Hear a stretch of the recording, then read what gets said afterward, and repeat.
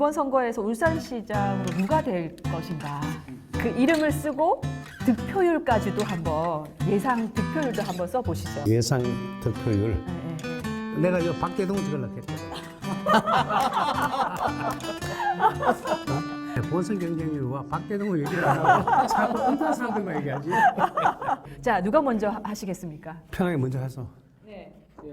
뭐 당연한 뭐 이름인데 당연히 이겨야죠. 이게 또 뭐 희망일 수도 있고. 근데 여론조사가 그렇게 막 좋지가 않아서 차이가 날 거라는 생각은 좀 했는데 생각보다 더 많은 차이가 나서 18% 정도 차이 난다 그러면은 시민들의 의견을 반영하지 못하고 있다. 왜냐하면은 진보 진영의 결집이 이루어지지 않고 있다. 앞으로 이제 고무적으로 올라가고 있는 그런 상황이지 않나. 그러니까 더 올라갈 거다. 점점. 그렇게 해서 결국은 53%로 우리가 다시 한번 재선에 성공한다. 그 송철호 후보님이 목표치가 어떻게 되나요? 그거는 이제 안 물어봤는데. 많이 이기가 마겠습니까? 조금만 이기지.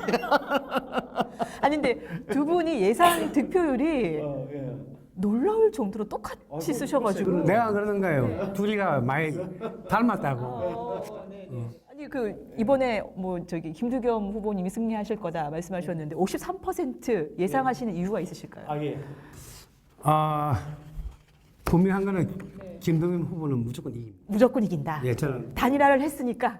단일화만이 아니라 때문에 그 당의 지지도가 기본적으로 그렇게 같이 가지 않겠느냐 하는 게 제 그러니까 쉽게 이야기하면 대선 때 그 여론 그 득표율이 이어질 것이다. 예. 이번 지방선거. 큰 흐름은 추세가 그렇게 갈 것이다. 송 시장님은 역대 그 시장 그 어떤 분보다도 열심히 했어요. 경제를 좀 잘 모르다 보니까 그래서 그런지 몰라도 울산 지역 경제가 전국에서 최하위 수준이에요. 그러다 보니까 지도지사 그 지지율 인기도에 있어서 최하위에 머물고 있거든요. 사실은 그 지역의 정당 지지도요. 그러니까 이 호남이나 그 대구 경북이나 이런데 분들이 1위를 할 수밖에 없는 게 그 지역 정서와 맞기 때문에 1위를 하는 거예요. 근데 우리 울산은 지역 정서는 국힘 쪽인데 송시장 쪽이가는 뭐 10가지 해도 10가지 다 마음에 안 드는 거예요. 근데 경제를 잘못했다고 말씀하시는데 사실 깨놓고 말씀드리면은 우리 송 시장만큼 울산을 위해서 일을 많이 한 사람 어디 있습니까? 이 우리 선배님 아시다시피 그 국립병원 거기 진짜 몇십 년 동안 울산에 수군 사업했어요. 그 산재병원 갖고 왔죠.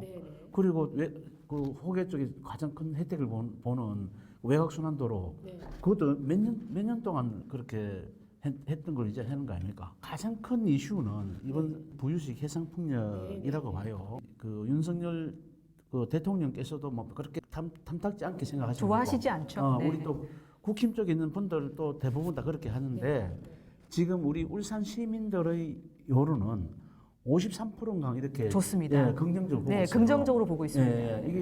이거야말로 우리 울산의 미래를 살려가는 미래의 먹거리 산업이다. 오늘 준비 많이 해오셨네요, 위원장님. 평소에 하는 거지 뭘 준비를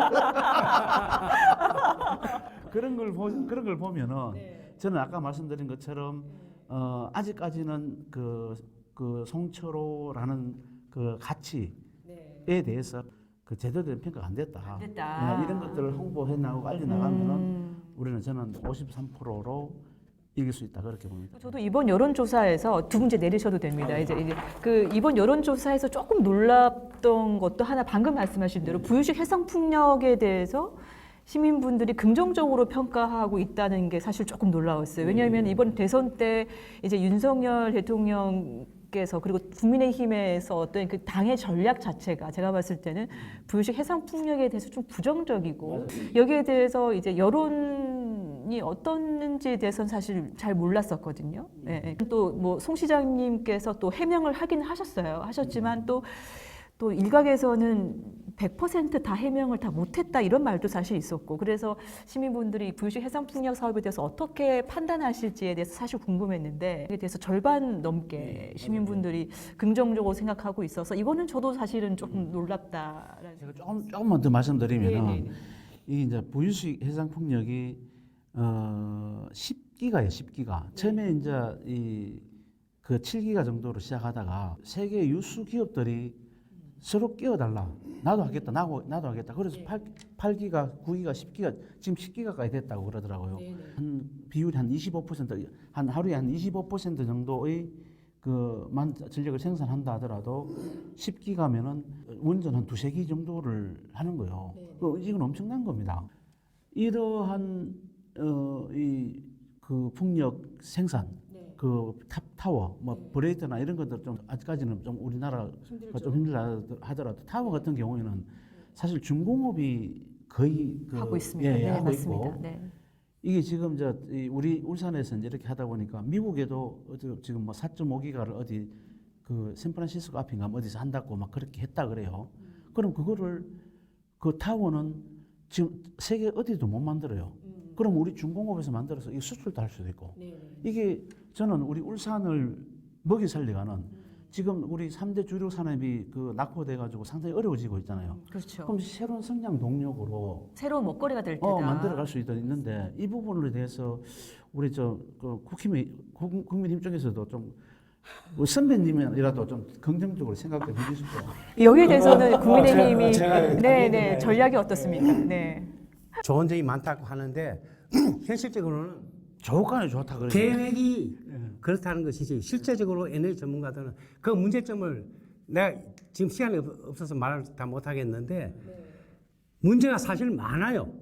그게 앞으로 위험성도 많고 풍력의 질이라든지 각종 그 태풍의 길목에 있는 문제라든지 또 실제적으로 그로 인해서 우리 국내에 떨어지는 산업에 얼마나 많은 도움이 되는가 하는 것도 굉장히 의문스러운 게 많이 있습니다. 면밀한 검토가 필요해서 앞으로 아마 새 시장이 들어오고 한 달 가고 두 달 가고 좀 더 심도 있게 하면 견해가 달라질 수가 있습니다. 저 조금 제가 말씀드릴게요. 이제 이게 해상 풍력이요. 바람의 질 아까 말씀드린 바람의 질은 그 시속이 5.5km 정도 되면은 그 이게 경제성이 있다 그러거든요. 근데 지금 우리 울산 앞바다는 8.5km 나와요. 엄청나게 좋아요. 풍이 좋고 이 파도 치고 뭐 이런 부분은 영국 쪽에서 이렇게 검증된 거라서 그리고 이제 이게 이제 우리 외국에서 이제 서로가 투자를 하려고 그런 거잖아요. 혹자는 또 이게 뭐 또 국부가 유출된다 하지만은 사실 브레이드나 이 모터 돌아가는 부분 이런 부분에 대해서는 완전 국산화가 아직 안 되고 있는 거고 이걸 통해서 우리가 그 사람 선진 어떤 기술을 배워서 이것까지도 우리 국유화 그 기술 국유화를 해서 수출하고 이렇게 한다면은 정말 우리는 신세계를 만나는 듯한 그런 새로운 길을 가는 거예요. 알겠습니다. 여기까지 하겠습니다. 네. 그 하나만 더. 그 이제 지금 말씀하신 그것조차가 실제적으로 우리가 희망하는 그 계획의 수준이지 그게 그만큼 효율적이고 효과가 있을 것이다. 현실적으로는 현실과 이상의 좀 괴리감이 있을 것이다. 그리고 더 중요한 것은 그것이 우리 국내 경제에 얼마만한 도움을 주고 일자리 창출하고 해주느냐 아직 그게 없다 이거지. 할 상황은 지금 아니다. 다 돼 있는데. 네, 다음 시장한테 얘기 좀 잘 해놓을게. 다음 시장 누가 될지 참. 네, 알겠습니다. 그러니까 다시 이제 돌아서 말씀드리면 제 생각에도 이 대선하고 지방선거가 불과 이제 한 석 달밖에 차이가 나지가 않고요. 그 이번 대선 때 특징을 보면 물론 이제 인물 간의 어떤 경쟁도 있었습니다만 이 진영 간의 대결 구도 싸움이었거든요. 그래서 석 달 사이에 사실 어떤 큰 이벤트가 없었잖아요. 대선 때 그 기류를 다시 이렇게 반전이 될 수 있을 만한 게 없기 때문에 저도 이제 위원장님 말씀처럼 좀 안타까운 말씀이기는 합니다만 대선 때 그 기류가 좀 큰 흐름으로는 이어가지 않을까. 그래서 이슈 선점을 한다든지 여러모리를 해야 되는데 또 그런 면에 있어서는 민주당의 어떤 이 당의 전략이 조금 힘이 좀 빠져 있는 게 아닌가라는 생각이 들기는 뭐 합니다. 여기까지 정리를 하도록 하겠습니다. 예. 자, 욕해놓고 이야기하지 말라고. 그런 차원에서 이제 이어서 이야기를 할게요. 이어서 그런 차원에서 두 후보의 선거 전략 간단하게 어떻게 보십니까? 저희부터 먼저 할까요? 네. 예. 지금 김두겸 후보는 부자 몸조심 한다. 그래서 우리가 저 송철호 후보가 그 법정 선거 토론 말고 이 다른 저 언론사에서 제의가 들어와서 토론하자 이러면 우리는 오케이 한번 하자 하는 뭐 바빠서 안 되고 지금 누가 김두겸 후보님이요? 부자 몸조심하고 있다. 그거는 내가 금수초모이고 그러겠습니다. 내가 아는 김두겸은 절대 그런 사람 아닙니다. 아니고 네. 이번 지방선거에 어쨌든 방금 쭉 막 이야기를 했지만 선거 전략도 이야기를 했지만 좀 변수가 있지 않을까. 예를 들면 이제 이재명 상임 고문이 인천 계양을에 출마를 하면서 어쨌든 이번 이 지방선거에서 좀 이재명 고문이 전면에 나선 이런 모양새를 가지고 있는데 뭐 이런 부분들도 어떻게 좀 변수로 작용할지 어떻게 보세요? 이 나오는 게 뭐 얼마나 득이 될지 안 될지 그건 뭐 잘 모르겠어요. 뭐 저는 그거는 큰 변수가 아니지 않나 싶은 생각이 들고 저는 오히려 윤석열 후보의 출범이 큰 변수가 될 수 있다. 그게 이제 악재가 될 수도 있고 뭐 좋은 역할을 할 수도 있고 이 허니문 기간이라 하잖아요. 근데 이제 이 허니문 기간에 제가 기억나는 게 김영삼 정부 때 초반에 저 전국의 그 인기도 조사를 한번 했었거든요. 근데 그 기억나시나 모르겠는데 그때 김영삼 대통령이 한 달 정도 지났을 때 여론조사를 했어요. 그 전국의 인기가 2위에서 2위. 그때 1위가 누군지 압니까? 최진실이. 제가 말씀드린 것은 그만큼 대통령의 한 달 인기는 그 하늘을 찌른다. 그런 정도인데, 근데 사실 아시는 것처럼 우리 윤석열 후보의 그 인기가 지금은 모르겠습니다만 그 전에는 50% 오히려 밑가는 지금 50% 넘었습니다. 넘었습니까? 네. 그럼 뭐 어쨌든 그런 상황인데 올라갔어요. 올라가는데 이게 올라가는 거는 긍정적인데 저는 요즘 그 인사 문제 있지 않습니까? 인사청문회. 인사 이제 보면은 다문화 실장인가? 아니 어떻게 위안부 배상금 받는 거를 밀린 화대. 이건 말이 됩니까? 나는 이렇게 이야기한 사람을 물론 본인은 사과를 했는데 이런 사람을 대통령이 데려와 쓴다는 거는 이거는 진짜 국민에 대한 모독이에요.